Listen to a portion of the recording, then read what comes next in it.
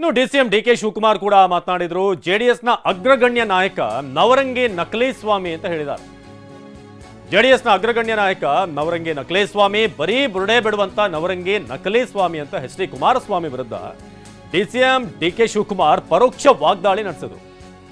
ಲೋಕಾಯುಕ್ತರ ವರದಿ ಇದ್ರೂ ಕೂಡ ಪ್ರಾಸಿಕ್ಯೂಷನ್ ಕೊಡ್ತಾ ಇಲ್ಲ, ಯಾಕೆ ಕೊಡ್ಲಿಲ್ಲ? ಈಗ ಸಿದ್ದರಾಮಯ್ಯ ಅವರ ವಿಚಾರದಲ್ಲಿ ಯಾಕೆಷ್ಟು ಉತ್ಸಾಹ ಇದೆ ಪ್ರಾಸಿಕ್ಯೂಷನ್ನ ಒಂದು ಆದೇಶವನ್ನ ಕೊಡೋದಕ್ಕೆ ಅಂತ. ನವರಂಗಿ ನಕಲೇಸ್ವಾಮಿಗೆ ಪ್ರಾಸಿಕ್ಯೂಷನ್ ಕೊಡಲಿಲ್ಲ. ಕುಮಾರಸ್ವಾಮಿ ವಿರುದ್ಧ ಗುಡುಗಿದಂತ ಡಿಸಿಎಂ ಡಿಕೆ ಈ ಸರ್ಕಾರ 10 ವರ್ಷ ಭದ್ರವಾಗಿರುತ್ತೆ ಅಂತ ಕೂಡ ಇದೇ ಸಂದರ್ಭದಲ್ಲಿ ಡಿಸಿಎಂ ಡಿಕೆ ಶಿವಕುಮಾರ್ ಹೇಳಿದರು. 10 ಜನ್ಮ ಎತ್ತಿ ಬಂದರೂ ಕೂಡ ಇವರಿಗೆ ಈ ಸರ್ಕಾರವನ್ನ ಬೀಳಿಸೋದಕ್ಕೆ ಸಾಧ್ಯ ಇಲ್ಲ, ಮಂತ್ರದಿಂದ ಮಾವಿನಕಾಯಿ ಉದುರಲ್ಲ ಅಂತ ಕೂಡ ಇದೇ ಸಂದರ್ಭದಲ್ಲಿ ಬಿಜೆಪಿ ಮತ್ತು ಜೆಡಿಎಸ್ ವಿರುದ್ಧ ಡಿಕೆ ಶಿವಕುಮಾರ್ ವಾಗ್ದಾಳಿ ನಡೆಸಿದ್ರು. ಇವರ ಭ್ರಮೆಯ ಸರ್ಕಾರವನ್ನು ಬೀಳಿಸ್ತೀವಿ ಅನ್ನೋದು ಮುಂದಿನ 10 ವರ್ಷಗಳ ಕಾಲ ನಮ್ಮ ಸರ್ಕಾರವಿರುತ್ತೆ ಅಂತ ಡಿಕೆ ಶಿವಕುಮಾರ್ ಹೇಳಿದರು.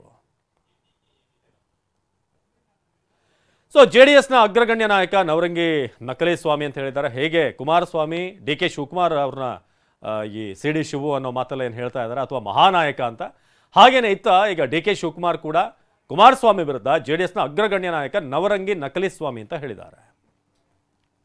ಜನರಿಂದ ಜನರಿಗೋಸ್ಕರ ಜನರಿಗಾಗಿ ಇರುವಂತ ಒಂದು ಸರ್ಕಾರ ಅಸ್ತಿತ್ವದಲ್ಲಿದೆ.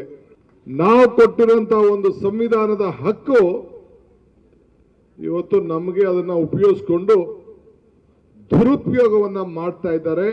ನಾನು ಗವರ್ನರ್ ಅವರು ಕೇಳ್ತಾ ಇದ್ದೀನಿ, ನೀವೇ ನಮಗೆ ಈ ಸರ್ಕಾರಕ್ಕೆ ಬೋಧನೆ ಮಾಡಿದ್ರಿ.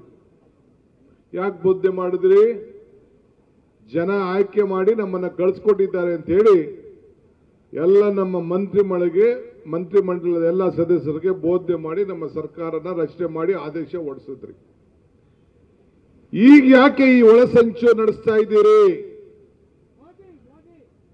ಯಾಕೆ ಈ ಒಳಸಂಚು?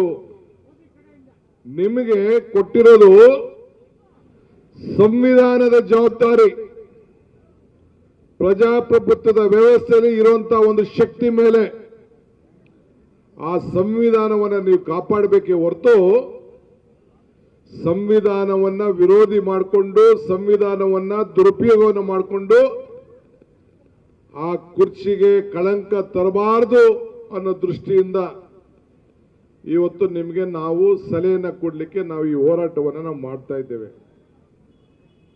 ನಮ್ಮ ಸರ್ಕಾರ ಮುಖ್ಯಮಂತ್ರಿಗಳು ಏನ್ ಮಾಡಿದ್ದಾರೆ?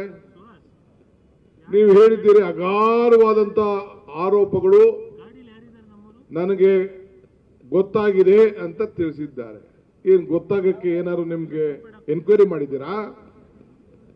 ಇಲ್ಲ ಯಾರು ಎನ್ಕ್ವೈರಿ ಮಾಡಿ ಏನಾದ್ರು ಒಂದು ರಿಪೋರ್ಟ್ ಕೊಟ್ಟಿದ್ದಾರಾ? ಅಧಿಕಾರಿಗಳು ಕೊಟ್ಟಿದ್ದಾರೋ, ಲೋಕಾಯುಕ್ತ ಕೊಟ್ಟಿದ್ದಾರೋ?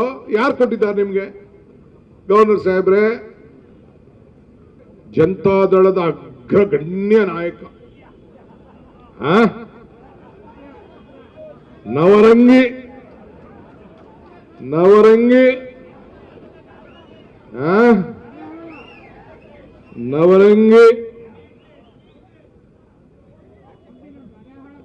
ನಕಲೇಸ್ವಾಮಿ, ಯಾವ ನವರಂಗಿ ನಕಲೇಸ್ವಾಮಿ ಬರೀ ಬುರುಡೆ ಬಿಟ್ಕೊಂಡು ಅವನ ಮೇಲೆ, ಆ ನವರಂಗಿ ನಕಲೇಸ್ವಾಮಿ ಮೇಲೆ ಮುಖ್ಯಮಂತ್ರಿಗಳಾಗಿದ್ದಂತ ಸಂದರ್ಭದಲ್ಲಿ ಅಧಿಕಾರ ನೀನು ಹಿಂಗ್ ದುರುಪಯೋಗ ಮಾಡ್ಕೊಂಡಿದ್ಯಾ ಅಂತ ಲೋಕಾಯುಕ್ತ